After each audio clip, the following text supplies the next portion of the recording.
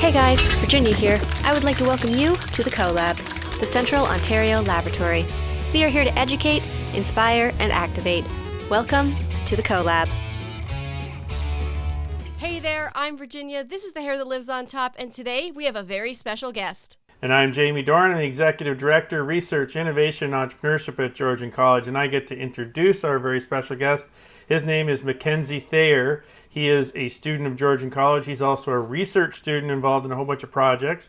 So we are going to ask him a whole bunch of questions. We told him before this interview that we were going to dive deeply into everything that is Mckenzie so we would understand what it's like to be a student these days in this crazy world we live in. So, Virginia, over to you. Let's Mckenzie some questions. Yes, let's get some questions in here. So, Mckenzie, do you want to tell us a little bit about yourself and what program you're taking? Yeah, my name is Mckenzie Thayer, 26. I've lived in Barrie for a long time. I'm in the Mechanical Engineering and Technology program.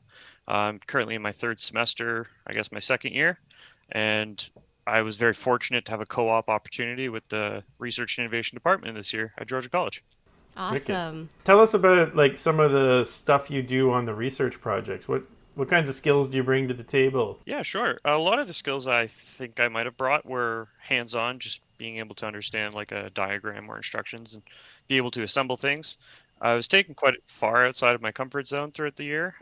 There's a lot of things I had never even experienced before, like I'd never run a 3D printer, I'd never done coding for a real PLC or for an Arduino, and throughout the summer, I learned more on how to do that. I guess I would boil that down to a skill of adaptability, which I feel like I am pretty good at. And then I'm also able to put in the long hours if I need to. So, what was the team like? Oh, the team was pretty fantastic. For the most part, me and some of the other students that were working on projects would be given a task, and we would collaborate together, work on times of when to meet, and be able to finish the projects for either deadlines we set for ourselves or for the projects, and frequently be meeting with project leads to go over updates and statuses of things, getting new work. Overall, it was really good. The flow was was perfect, and the pacing was also really good, especially for me being first time in that environment. Right, because you said you were out of your element a little bit here and there, so it wasn't too overwhelming, and sounds like you picked up a whole bunch of new skills. What was it like transferring from being in college, doing classes, and then jumping right into your co-op? Because I know a lot of students have co-ops and they're a little nervous when they first start that process. Yeah, for sure. I was nervous, honestly, because I didn't really know who I was working with or even necessarily like the people that hired me. I met everybody online, and I was at one point I was told like, okay, come to this meeting point at this time and we'll just start you on one of the projects that's already ongoing. So it was a little, I'm shy, I think, when I'm meeting people for the first time. Yeah. And so like that part was a little overwhelming. As far as transitioning directly from class to work, I liked that quite a bit. I don't even think I had much time off, maybe even a week or two, but yeah, it was great to just keep going, keep the pace up. Didn't let me rest or get rusty too much, so awesome. I like that. Cool. How many projects did you work on, and who were the partners? Yeah, so the projects that I worked on were some companies in and around the area. Particularly, there was MPC and Beaver Rock, and a couple others. Salon Vita was one that I worked on from the entire start of a phase to the entire end of a phase, so that was really good to get a hands-on with. That's cool. The Salon Vita involved SolidWorks modeling as well as producing drawings for it, and then actually rapid prototyping it on one of the Stratus 3D printers, which was super cool. Awesome. So you got to see it happen right away. Yeah, and that was also exciting because if I realized I made a mistake, just an hour later I could print off another version that didn't have that issue. Or yeah, it was really cool experience. Cool. And then did you get to interact with the industry partner very much? For one of the projects, we were meeting with the client every 2 weeks about updates on that project, and then another one I was a part of for the final assembly of the project and delivery to that client, and so I got to meet them and help them load it up and hear their opinion on it and stuff. So that was really cool. Yeah, cool. Awesome. So tell us a little bit more about like how you interact with them and the kinds of things that you maybe learned from your industry partner. With Salon Vita, we had met with the client every 2 weeks. Effectively, that was just for here's what we have um, in this design that we have that we can show you. What do you like? What don't you like? What would you Right. want changed? And just being able to experience that was pretty good. On Mm-hmm. the other hand, with the project that we delivered to the client, that was more just along the lines of, wow, this is exactly what I wanted. Everything works just the way it's supposed to, and he Oh, was that's always thrilled about it. exciting. Yeah, Yes, that's what you want to hear, right? so it was good to see both sides, the development and then the final process. So you mentioned the Stratus there, and that's a 3D printer. Do you have a passion for 3D printing? I feel like it comes and goes. I bought a 3D printer at the start of this co-op, and being able to use the high-end Stratus 3D printer was super cool. It's just you put in the model, it prints it out ready to go. You don't have to do a whole lot. Uh, the 3D printer I bought, that's been a struggle learning the art form of 3D printing more than Yes. just I've using it heard as a that. tool. So Yes. it comes and goes because there's sometimes that creativity strikes and I'm like, oh, this would be super cool to have as a thing or as a concept, and then it'll take like a week to try and figure out why my printer's not working, but then when it does, it's fantastic. Yes, that is the struggle indeed. Or having just leveled the bed and expecting your print to come out and having the print start and no, it just nopes out entirely. And then you have to re-level the bed while the bed is warm to make sure it's going to work. All these little things you have to know. Eh? That's part of There's the art form tons. of 3D printing, I guess. Yeah. Hmm. Depends on the machine. The more expensive the machine, the less things and less fidgets that you have to do yourself. So Right. that's the Hopefully. excitement in the maker space where we have two machines. One is the Ultimaker and one is the Ender 5 Plus. And the Ender 5 Plus, which I printed this little guy on, it's one that you have to actually do, as Mckenzie said, um, have those fidget points and have a week where you're just like, why isn't this working? What did I do? And then the Ultimaker is a machine that you can just hit start and hit print, and it just makes the 3D print for It will you. It just may do take it. a really long time, but it just makes it. Well, it's new, still new technology, so we're on Absolutely. that technology development curve. It's just going to get better and better. I was actually really lucky to have Mckenzie on campus one day when I was trying to level the bed, and he came over and he connected a whole bunch of the cables and everything for me, which was fantastic because they don't come with very good instruction manuals.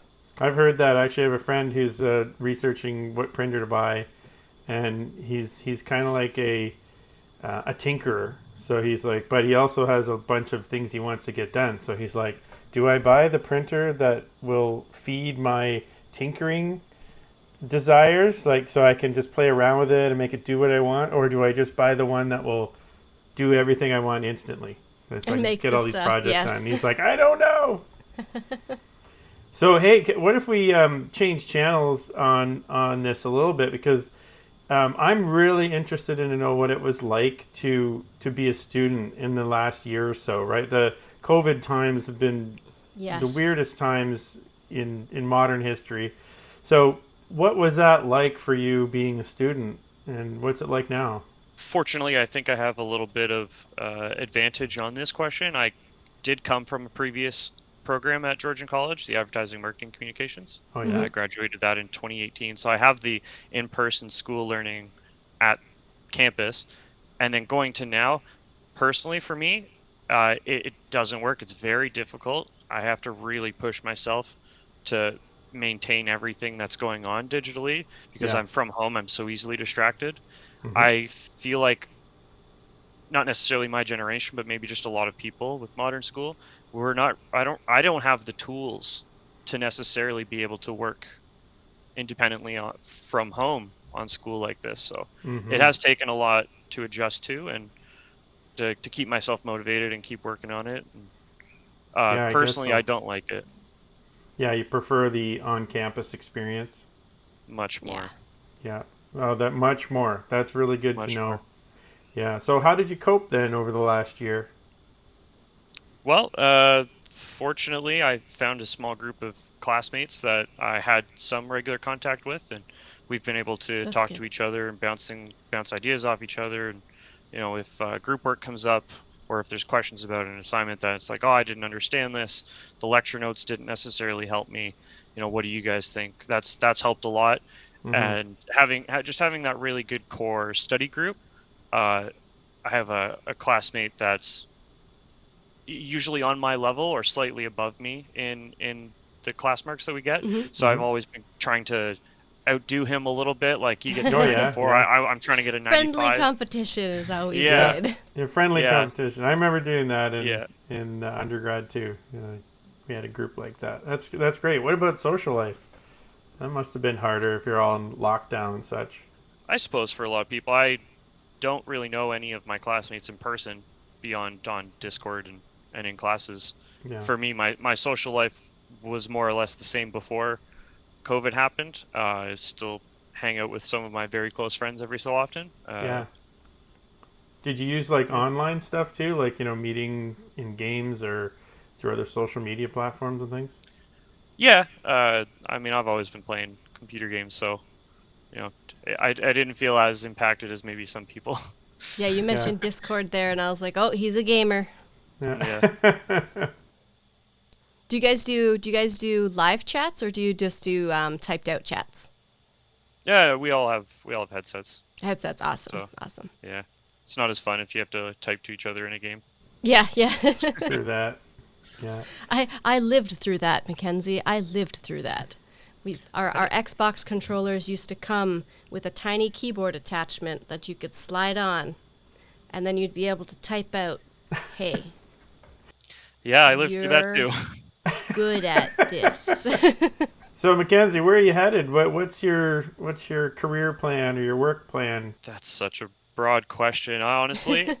Okay, next question.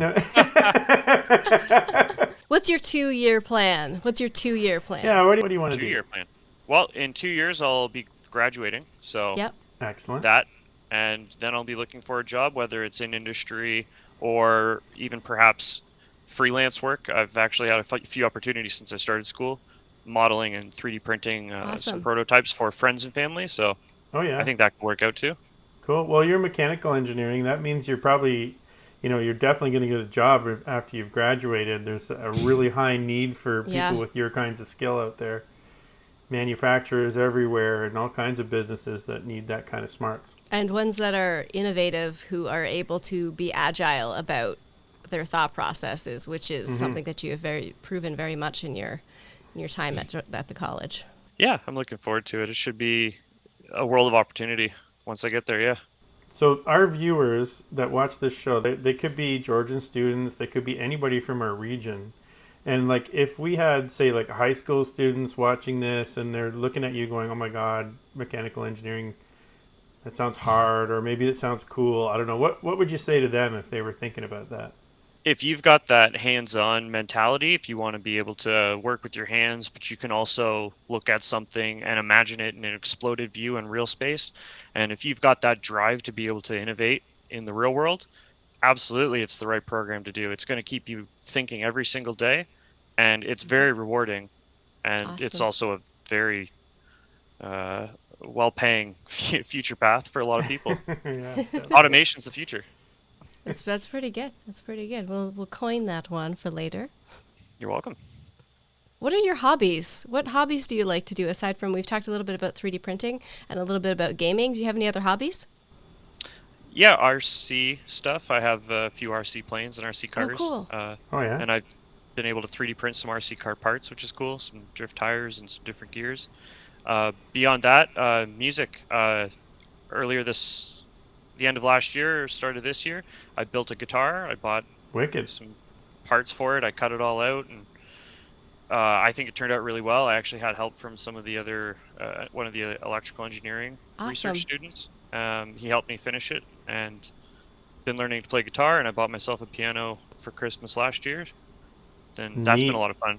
Well, that's Cool. cool. Yeah, we're on the same channel then. I've got guitars and pianos all around me in this room. I love it. Yes. Yeah. It's a fun hobby. So have you tried doing recording and stuff of yourself or learn how to do that? No, I don't have a digital interface. Usually if I feel like I've been practicing on something long enough and I'm like, oh, I want my friends to see this, I'll send like a Snapchat video of it. Yeah, that's awesome. Nice. That's good. Yeah. It's good these days. It's good these days when you can share that kind of stuff so easily. Awesome. So Mckenzie, could we get you to do the most important thing of the day, which is telling people to like and subscribe? Hey everyone, thanks for watching. Make sure you like, comment, and subscribe on that Burnick Online YouTube channel.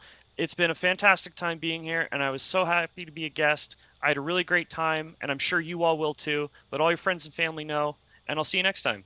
Yeah, awesome. Awesome. So you rock, man. You're going to be our new co-host. Thanks, It's the best Mckenzie. one That we've was had great. yet. Awesome. So, as Mckenzie said, like, comment, and subscribe below, and we will see you next time. Yep, thanks for watching, everybody. We'll see you. Bye.